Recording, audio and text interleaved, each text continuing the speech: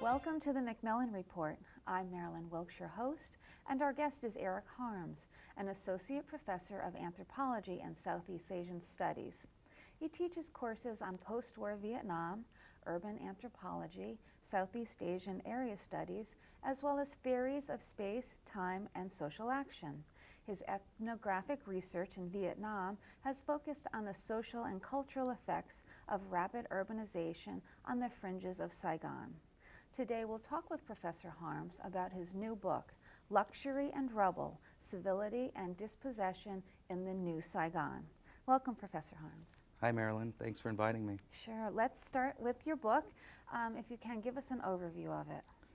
Well, in a sense, the argument and the structure of the book are right there in the title, Luxury and Rubble. So the book is about master-planned urban developments in Ho Chi Minh City, also known as Saigon. Mm-hmm. And it's based on 11 months of ethnographic field work, but over the course of 3 or 4 years spread out. The research took place in two urban developments, two master-planned urban developments. Mm-hmm. One which is called Phu My Hung, and that's a Sino-Vietnamese term that basically means Phu means wealthy, My means beautiful, and Hung means prosperous. So rich, beautiful prosperity is one of the urban developments. And the other place is a place called Tu Tiem, which is a site of mass urban demolition, where they're building a new master plan development similar to the one in Phu My Hung. But in order to do that, they have to displace 14,600 households. Wow. So my research was about this process, about the urbanization process in Ho Chi Minh City, and trying to understand both sides of the story, what I call the luxury and the rubble. Right. So that would be the people who are trying to build these massive new centers, and then the people who are going to be displaced. Exactly. And part of the thing that I was interested in is in research on master planning, you tend to have these different camps. You have kind of the boosters, tend to be the developers and the builders and urban planners associated with city governments. And then you have critical urbanists who are often extremely critical of these developments, who are often recognizing, the inequities, the social, cultural, and environmental costs of these developments. But what I wanted to do, looking in this Vietnamese case, is try to, in one book, to grasp both the aspirational qualities, the reasons that people are so excited about these developments in the Vietnamese context, and also to tell an honest story about the cost associated with that development. Okay. All right, so let's talk about how you did your research, your methodology. Well, I'm an anthropologist, and what we do is we do ethnography, and what that means is that if you're interested in a particular topic, you go to the place and you live with the people involved in the subject that you're studying. So what I did in order to study this these two master plan developments was I moved with my family to the currently existing, the one that had been built, the Phu My Hung, the luxurious space. And we lived there together as a family. And then every day I would ride a motorbike with my Vietnamese research colleagues across town to this site of mass dispossession and demolition. So I would, in a sense, get this story through the research experience. So in each place I would spend my days in the Rubble, for example, walking around, talking to displaced families.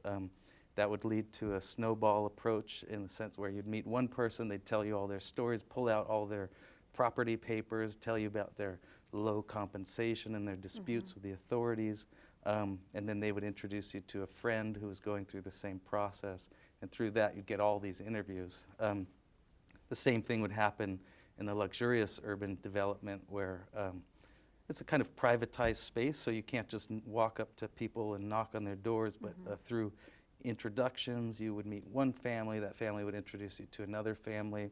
And people were very excited to see an American researcher interested in taking seriously these urban transformations in Ho Chi Minh City. So I was very successful and fortunate to meet a lot of people in both places. Okay, so let's talk about the people who are in the rubble. So the center was starting to be built, and some people were still living there as it was being built. I'm thinking about eminent domain Right. in this country. Is it similar in Vietnam? Yeah, there's a lot of parallels to eminent domain that we see in the United States. And one of the things that I found really important to tell the story about is just like with eminent domain in the United States, you have controversies and you have disagreements about what counts as modern development. And what would happen in one of the big surprises that I had while doing this research was that when I was interviewing people in the Rubble who were being evicted, you know, a lot of the literature had led me to anticipate that they would all just be purely in opposition to the development. Like the idea of the development itself would be the problem and it would inspire resistance. But what I actually found was that people were actually very supportive of the idea of a modern development. And why is that? Because well, Vietnam has suffered a long history. You know, it's a post-war society, a post-socialist society. There's an emergence since the mid-90s of new regimes of property rights. And so people associate some of these transformations, the rise of a real estate market, as a kind of new opportunity for, you know, finding new livelihoods, right? Better economics. Better, you know, and so people are enthusiastic about the possibilities, right? At the same time, when they would encounter these developments, they'd say, well, you know, this development is making a fair amount of money. We want to be part of that game. Right. So the conflict wasn't so much about whether the development itself was a good idea, but the inequities in the distribution of the windfall profits that would come from that. And the people who were already there often felt like they were being manipulated or given a raw deal in a sense, right? So that's sometimes different than the way eminent domain operates in the United States. Sometimes you have the same kind of phenomenon, but you also, in the United States, you often have a kind of nostalgia for a neighborhood or these resisting households. Like in New London, there's a book about the little pink house, right? And you know, so I was expecting to see more of that in Vietnam, actually, but in fact, people were really enthusiastic about the opportunities offered by the development. And when they got frustrated, and a lot of their resistance actually kind of rose up when they started to realize that they weren't being included in the economic benefits and were being asked to do all the sacrifice for the sake of the development. Right. So there, how many people, you said 14,000 people roughly? So actually, it's important to reckon, when I say that, it's 14,600 households. Okay. So a household, it's a term, you could use the word family, but oftentimes not every household is exactly a nuclear family. There's, you know, all kinds of households out there. But a household is, on average, at least 4 people, often in Vietnam, 5 to 8 people. So a rough estimate is 60,000 people. That's a lot of people. So where are they expected to relocate to? So that's what's really fascinating, and you know, it could be a whole project in itself as a secondary project, but you have internal differentiation within the people who are being displaced. So you have long-term families who have lots of agricultural land that's been converted officially into residential land. They get a lot of compensation comparatively, and they're able to buy property in relatively close nearby areas. But a large majority of people living in the area had, you know, relatively small houses, big families crowded into a small house. Small space, and so the amount of compensation they would get was actually very minimal because it's based on square meters of land.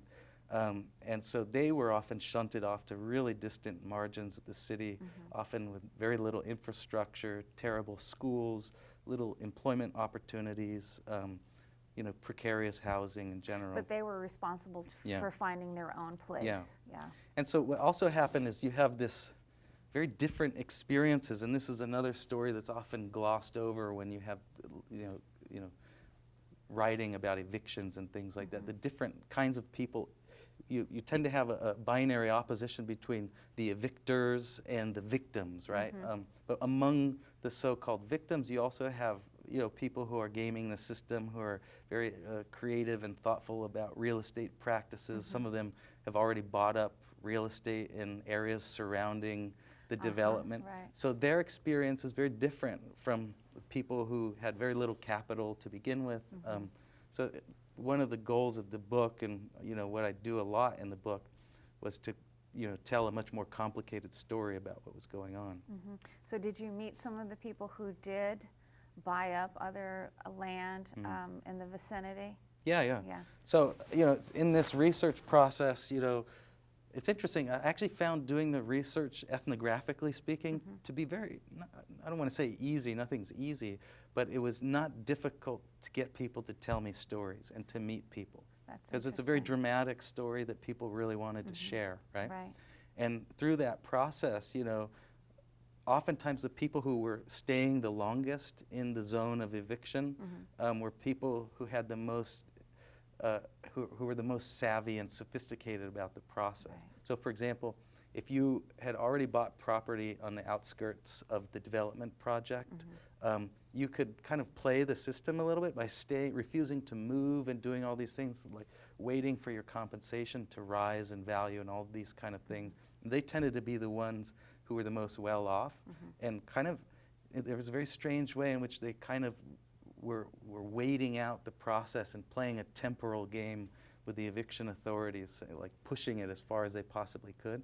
Now the people who were most precarious couldn't do that, because the more you wait, the more the property values on the outskirts of the project would go up.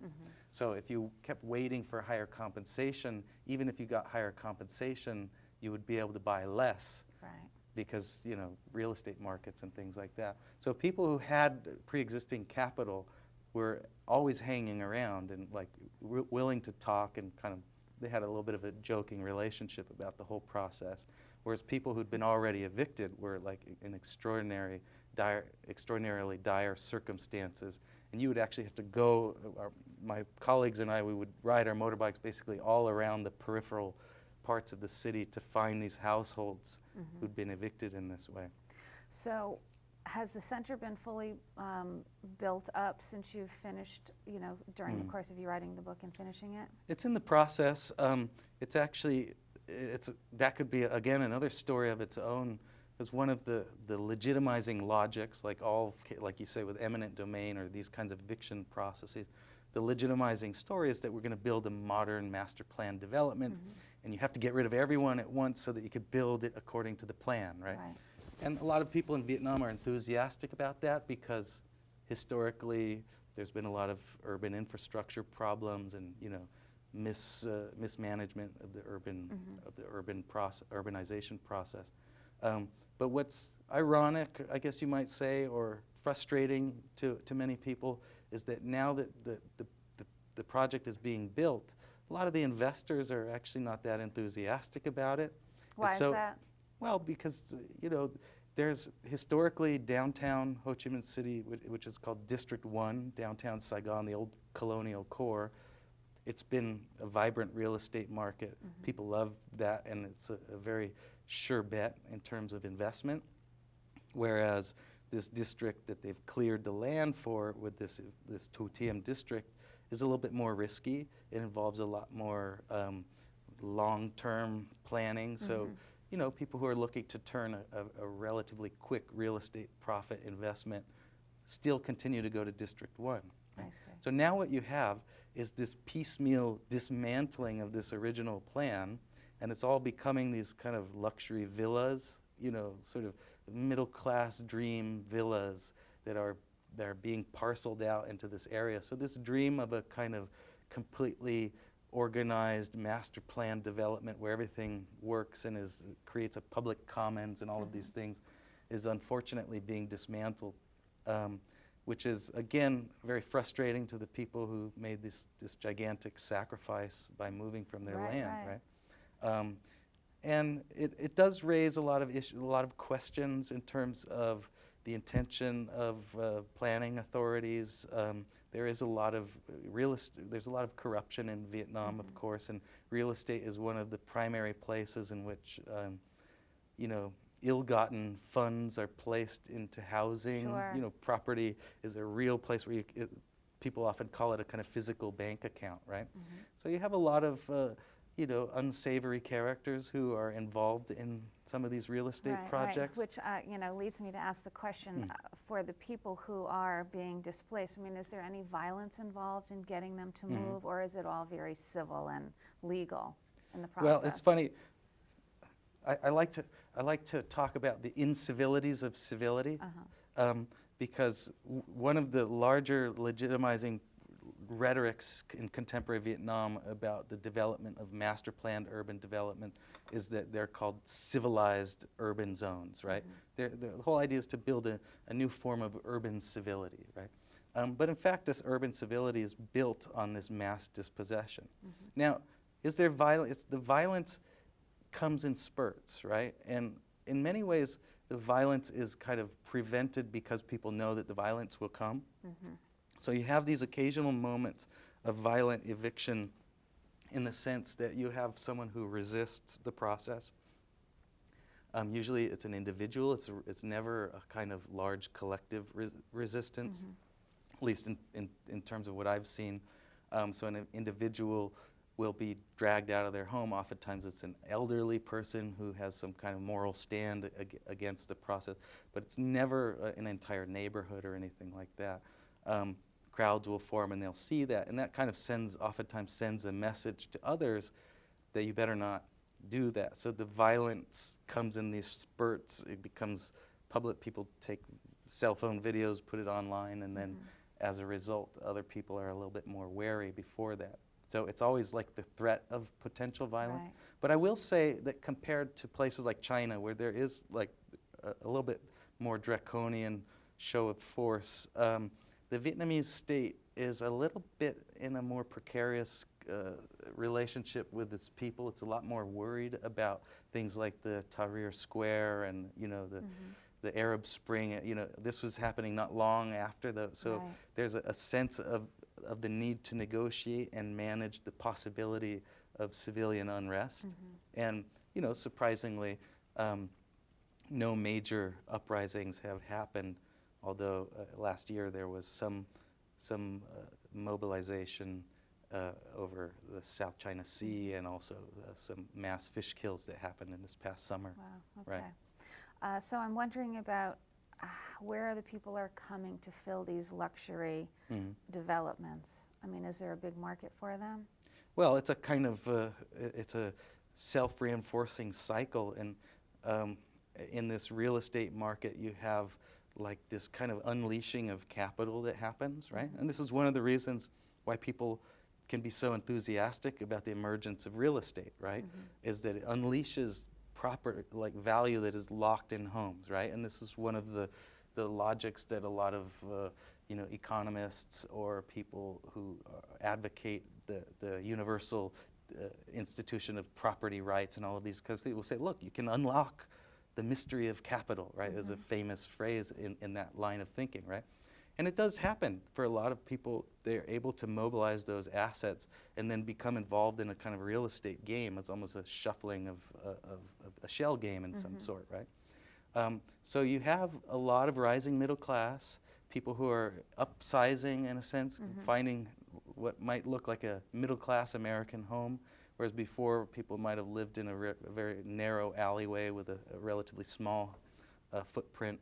And then you also have, as I was saying, there's a large number of elites from Hanoi who are very enthusiastic about buying property in these master plan developments, because they can quite literally call from Hanoi and buy 5 or 6 villas from a master plan developer and be relatively assured that it's going to be a quality product. Wow. And that the paperwork will be taken care of in all these ways. So it's a way to shift money and do all these things.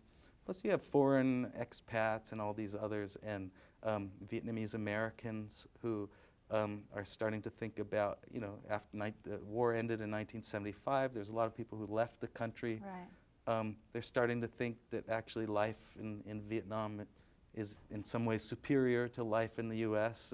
That's interesting. A little bit less intense, and you know, the food's better, all these kind of things. So some Vietnamese Americans are returning to buy property, oftentimes in these kinds of developments, which are a little bit more similar to American, you know, suburban subdivisions and things like that. Right. So there's a lot of people buying this property, but it also is producing something of a bubble at the same time. In what way? Well, because you have this overproduction of housing, like these shell games, right? On the one hand, you need to produce property to buy and sell, but there are inherent limits to the number of people who can actually afford to actually live in these places, right? And if you're parking ill-gotten capital in some of these villas, you're okay, but eventually that dries up too, and you actually have to have warm bodies living in these places. Right. So that's happening simultaneously, you know, as people are being displaced from the inner city, right? So they're being shunted off to the margins as a kind of collateral damage to this other process, right? And so the story in the book that I find is so important to tell is, on the way, if you only looked at the evictions, right, it's a terrible story. It's really, there's a lot of injustice and you know, ill-gotten gain going on at the expense of others, right? But on the other hand, when you come to Ho Chi Minh City or Saigon, and you know the place, you've seen its development in, you know, since 1975, the end of the war. You've seen this kind of post-war deprivation that lasted all the way through the 1980s. And you see all these glittering developments and these new forms of infrastructure, new roads. You can also really understand why many Vietnamese are really excited about these developments too, right? So the whole thing that I'm trying to do in this book is to show that, to understand the eviction and why people will kind of put up with such grave injustice and sort of not rise up in rebellion, you also have to understand the kind of aspirational qualities of these developments and why people are so excited to see them, right? So. It's like the displaced are basically taking one for the team, so to speak. Yeah, in many ways, right? Yeah. And so that's where their discontent becomes most pronounced.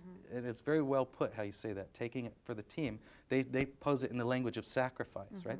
We're making a sacrifice for the modernization and development of this nation, right? And this city, which is like the fulcrum of the Vietnam War and a site of, you know, post-socialist, you know, experiments in collectivization. So we're willing to do that as long as you recognize that sacrifice, because any sacrifice entails a moral form of reciprocity. If I make a sacrifice, you owe me for that, right?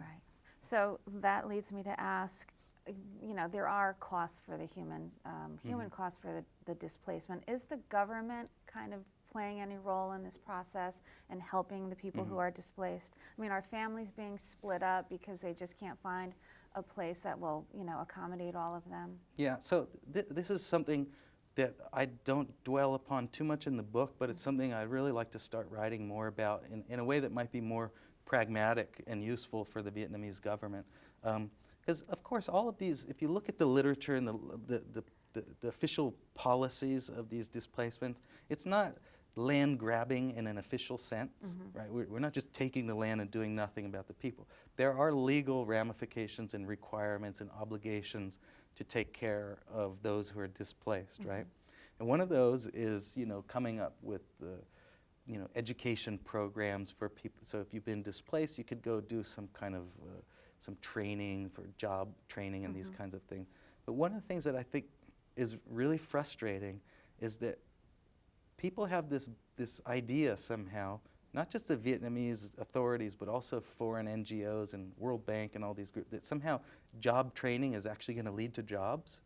You know, but a lot of the job training that we see out there is very kind of rudimentary stuff. It's like teaching people how to crochet and make handicrafts or learn how to use a sewing machine or something like that. So there's a kind of sense that there's all these former peasants who don't know anything. They don't know how to, and there's all these statements about how they don't know how to use their money. If they get compensation, they'll just spend it on drinking and cavorting or something like that. So there's a kind of like dismissal of who these people are who are being displaced, when in fact most of them are urban. They're very close to the city. They have like highly educated, right? The thing that's leading to their immiseration is the displacement process itself, right? So what they need, I think, rather than some kind of training in a rudimentary job that no one would want to do, right? They need to actually have more of a piece of the pie in terms of the profits that come from these kinds of developments and all these things. Like so, like the example, these classes are in my mind, they're the equivalent of driver's ed training in the United States. The kind of class that's just sort of done because you're supposed to take the class. You take it, you don't really learn a whole lot. It's not meaningful. And so then what happens is all these displaced people take these classes, they don't get any jobs based on that work, they feel cheated, and then people say, well, you took these classes, why aren't you getting jobs? You must be lazy, Right. right? Which is, I think, a wrong-headed way of thinking about what's really happening with their lives. What about construction in terms of, you know, having the displaced people get jobs through the actual building of the properties? I mean, this is actually fascinating that you say that. There could be a whole study about tracing the degree to which displaced people are actually enrolled in their own displacement. Right. It's not just destruction, there's demolition, right? Right. So demolition crews are often comprised of the very people who are being, Right. you know, evicted from these particular lands. It's Right. a decent job, and there's a whole kind of recycling industry. So one of the things that happens with displacement, legally speak, according to the policies, people are actually supposed to demolish their own homes, which is very sad. It's very sad and strange, right? But one of the ways that happens without, otherwise they have to pay a fee or something, which is subtracted from their compensation, right? However, the homes have, you know, they have a lot of metals and, you know, building materials and window casings and all of these kind of things. So there's a whole industry of demolition crews that will come and demolish the home for free, and they basically pay themselves by, you know, engaging in the trade of those building supplies, right? Also, some of the older homes have, you know, old French bricks, which are now very popular in building like kind of upscale restaurants, you know, that have an Indochine chic, you know, kind of thing. So that's very interesting. Okay. So ultimately, what would you like the reader to take away from your book? And the main thing that I want the reader to think about is there's this kind of double edge to the rise of property rights in Vietnam. And there's a conflation that happens where rights, sort of rights largely construed, like I'm fighting for my rights, becomes conflated with property, right? And there's a logic to it, right? So if you're displaced from your home and you say, like, my rights have been violated, and so someone says, so how have they been violated? Well, you could say, well, I lost 100 square meters, which should be valued at this many $1,000 per square meter, but they only gave me this many hundred per square meter. Right. So this gives you a quantifiable language through which you can talk about rights, right? So you say, my rights have been violated this much. But in the process of doing that, it kind of shifts the language of rights to a very quantified idiom that reifies and kind of reinforces this notion that the way land should be understood is based purely in terms of its value as property, right? Now, there's nothing wrong with that in and of itself, but when you step back and you look at the larger process, which is actually displacing the people, it's that very same process which looks at land as property. So the whole reason any company or urban development unit would come in and be interested in developing a project is because they see the land as property that will rise in value. Right. So all of this investment in infrastructure will generate money, right? So what I'd like people to think about is this double edge of the rise of property. It both gives people a language of resistance, but it also enrolls them in the very process that is leading to their dispossession. And my goal isn't to sort of pick sides in this debate, you know, like is property a good thing or a bad thing? Right. Property is. That's what happened. That's what you have in Vietnam right now. It's through these land use right permits, and a lot of people are enthusiastic about it, and a lot of people are being, you know, harmed by it as well. Right. So if we can have a conversation about that, rather than trying to decide whether it should exist or not in the first place, whether we should go for a communist utopia or a capitalist free market, free-for-all, I think what we need to do is recognize that double edge and try to develop policy that allows elites who are interested in the emergence of property to be aware of the sacrifices that their countrymen are making. Right, the human cost of the The displacement. human cost, Right. and, you know, integrate that into planning and those kinds of things, right? Okay, fascinating. Thank Yeah. you so much for being here with Thank us you today. for having me. Yeah. For more information about Professor Harms and his research, please visit our website at macmillanreport.yale.edu. Be sure to join us again for another episode of the Macmillan Report, made possible through funding from the Whitney and Betty Macmillan Center for International and Area Studies at Yale.